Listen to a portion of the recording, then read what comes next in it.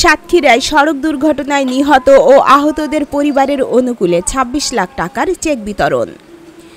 সাতক্ষীরার প্রতিনিধি গাজী হাবিবের তথ্য ও চিত্রে বিস্তারিত। সাতক্ষীরায় সড়ক দুর্ঘটনায় নিহত ৫ জন ও আহত একজনের পরিবারের অনুকূলে মঞ্জুরিকৃত অর্থের চেক বিতরণ করা হয়েছে। শুক্রবার ১৯ সেপ্টেম্বর ২০২৫ সকাল ১০টায় সাতক্ষীরা জেলা প্রশাসকের সম্মেলন কক্ষে প্রধান অতিথি হিসেবে উপস্থিত থেকে এ চেক বিতরণ করেন বাংলাদেশ রোড ট্রান্সপোর্ট অথরিটির চেয়ারম্যান মোহাম্মদ আবু মমতাজ সাদুদ্দিন আহমেদ। সাতক্ষীরার অতিরিক্ত জেলা ম্যাজিস্ট্রেট রিপন বিশ্বাসের সভাপতিত্বে সভায় বিশেষ অতিথির বক্তব্য দেন বিআরটিএ খুলনা ও বরিশাল বিভাগীয় পরিচালক মোহাম্মদ জিয়াউর রহমান, সাতক্ষীরার অতিরিক্ত police super Mukit Hasan Khan, BRTA সদর কার্যালয়ের উপপরিচালক ইঞ্জিনিয়ার ফারুক আহমেদ, সাতক্ষীরা সার্কেলের সহকারী পরিচালক উসমান সরোয়ার আলম, সাতক্ষীরা বাস মিনিবাস মালিক সমিতির সভাপতি আব্দুল সোবহান খোকন প্রমুখ। এ সময় উপস্থিত ছিলেন বিআরটিএ সাতক্ষীরা অফিসের মোটরযান পরিদর্শক সাইফুল ইসলাম, মেকানিক্যাল অ্যাসিস্ট্যান্ট মোহাম্মদ ওবায়দুর রহমান, উচ্চমান সহকারী নাসির উদ্দিন প্রমুখ।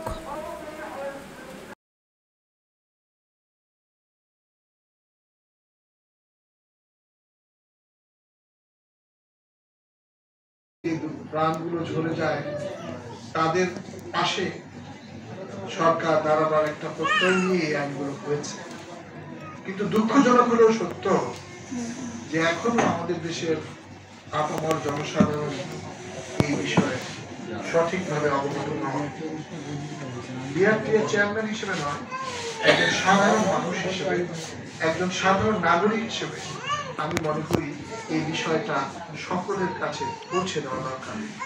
যে আজকে যারা এখানে ক্ষতিগ্রস্ত হিসেবে চেক নিয়েছে তাদের যে ক্ষতি হয়েছে, এই অকরণীয় ক্ষতি পরিশোধ করবার ক্ষমতা সরকার বা আমাদের কারণে আমরা শুধু তাদের এই অনাকাঙ্ক্ষিত মৃত্যুর কিছুটা দায়ভার আমরা নিচ্ছি, কিছুটা দায়ভারের কাছে পৌঁছে দিতে আমরা পারি নাই।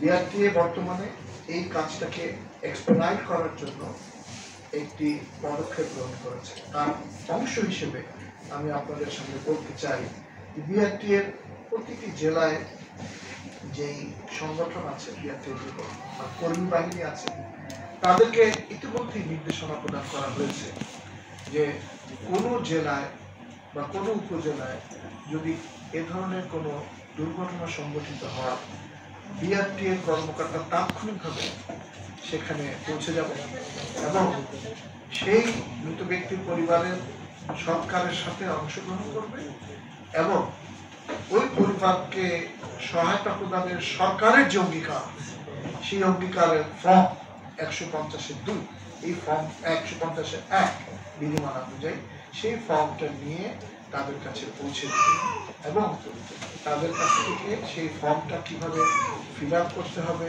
সেগুলো সহায়তা তাদেরকে প্রদান করবে, যাতে তাদেরকে আমরা এই যে সরকার সহায়তা প্রদান করবে সেটাতে অবগত করতে পারি।